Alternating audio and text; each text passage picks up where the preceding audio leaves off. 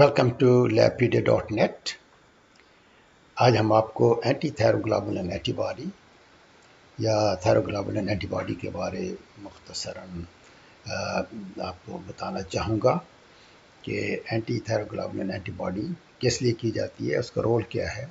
सबसे पहले हम बात करेंगे कि इसके लिए सैंपल, इसके ब्लड सैंपल आप लेंगे वीनस और उसमें से सीरम तैयार करेंगे और टेस्ट को जितना जल्दी हो सके उतना जल्दी टेस्ट कर लें। अगर उस दिन आपने टेस्ट नहीं परफॉर्म करना तो फिर सीरम को फ्रीज कर लें। और इसमें फास्टिंग सैंपल को हम तरजीह देते हैं।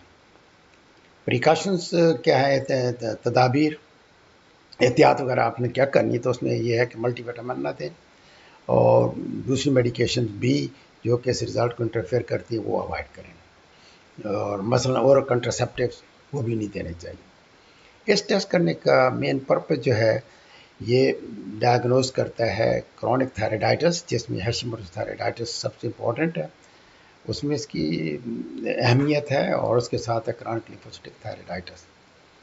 फिर उसके बाद इस टेस्ट के करने से हम हैशिमोटोस थायराइडाइटिस और क्रॉनिक लिम्फोसिटिक थायराइडाइटिस को डिफ्रेंशिएट कर सकते हैं। अब हम बताएं इसकी पैथोफिजियोलॉजी क्या है। बेसिकली थायराइड के अंदर मुख्तलिफ किस्म के एंटीजन हैं। एक हार्मोन एंटीजन्स जिसमें T3 T4 आ जाएगा, thyroglobulin antigens, thyroid microsomal antigen, TSH receptor antigen और नॉन थायरोग्लोबुलिन कोलाइडल एंटीजन।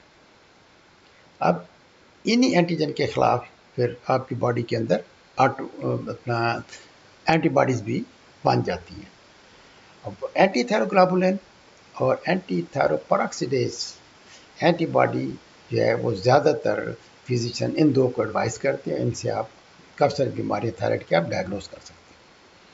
अब थायरोग्लोबुलिन जो है ये ग्लाइकोप्रोटीन है बेसिकली, और इसका रोल क्या है? इसका रोल ये है कि ये एक किस्म का आप कह लें कैरियर प्रोटीन है फॉर T3 T4 के लिए। और T3 T4 कैसे बनते हैं? आयोडीन और टायरोसिन मिल के बनाते हैं, मानो आयोडो टायरोसिन और डाई आयोडो टायरोसिन। वो फिर मिलके जब दो DIT के मॉलिक्यूल मिलेंगे तो T4 बन जाएगा, प्लस थायरोग्लोबुलिन उसके एज ए कैरियर प्रोटीन होगी, और जब मानो और डाई मिलते हैं तो वो T3 बनता है, और उसके साथ एक बनता है small amount, very small amount reverse T3 की बन जाती है। अब ये सारा प्रोसेस जो है थायराइड फॉलिकल के अंदर हो रहा होता है, जिसके अंदर थायरोग्लोबुलिन आपको हाई कंसंट्रेशन में कोलाइड मटीरियल में इसके अंदर नज़र आएगी, और T3 T4 को ये जो है थायरोग्लोबुलिन एज ए कैरियर लेके जा रही होती है। जब थायरोग्लोबुलिन उससे अलहदा होती है तो T3 T4 गोल वो सर्कुलेशन में चले जाते हैं। अब थायरोग्लोबुलिन जो है ये भी फॉलिकुलर सेल के अंदर सिंथेसाइज हो रही होती है। अब जो ऑटो एंटीबॉडी है ये बेसिकली जब कंबाइन करेगी इस एंटी थायरोग्लोबुलिन एंटीजन के साथ, एंटीजन एंटीबॉडी कॉम्प्लेक्स बनाते हैं, और वो कॉम्प्लेक्स टिश्यू की डिस्ट्रक्शन करता है। अब ये जो है एंटी थायरोग्लोबुलिन एंटीबॉडी ये इन डिजीज़ में पॉजिटिव आएगी। उसके बाद ये मैंने एक टेबल आपको दिखाने की कोशिश की है जिसके अंदर दिया है कि percentage of anti thyroglobulin antibody various disease. For example normal में ये एंटी थायरोग्लोबुलिन एंटीबॉडी की परसेंटेज 2 है, और नॉर्मल मेल में 2 है, और फीमेल के अंदर 10% है। हैशिमोटोस थायराइडाइटिस 70% ये पॉजिटिव होगा, मिक्सोडीमा 55, ग्रेव डिजीज में 55, नॉन टॉक्सिक आइटम में 5 to 50 एंड थायराइड कैंसर में 20%। अच्छा, अब इसकी टेस्ट की जो है आप कब एडवाइस करेंगे?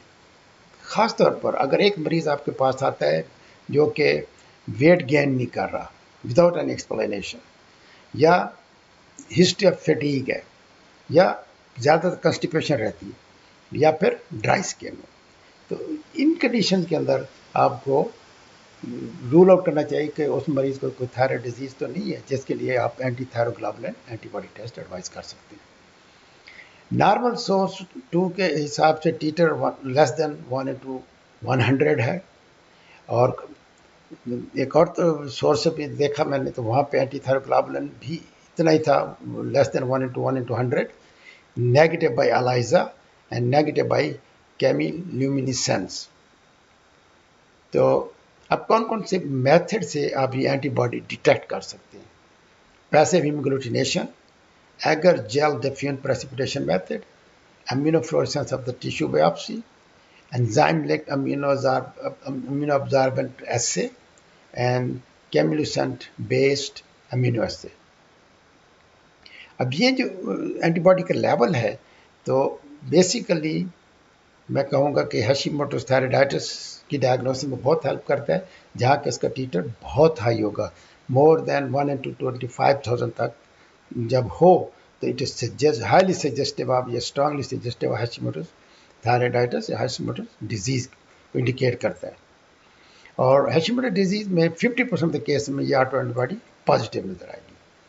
उसके बाद मैंने ये आपको एक टेबल दिया है जिसके अंदर anti thyroglobulin antibody, anti microsomal antibody, anti thyroperoxidase antibody and long acting thyroid stimulating antibody, और इन वेरियस डिजीज में इनकी क्या वैल्यू आएगी। तो आपका मेरा लेक्चर सुनने का बहुत बहुत शुक्रिया। आप मज़ीद तफसीलात के लिए जो मैं अभी आपको बता रहा हूँ, ये जो टेबल भी है डिटेल, ये आप हमारी वेबसाइट labpda.net पर चले जाएँ तो वहाँ पे आपको ये सब तफसीलात मिल जाएंगी। तो आप खुश रहें और खुशियाँ बांटें। And once again thank you from labpedia.net।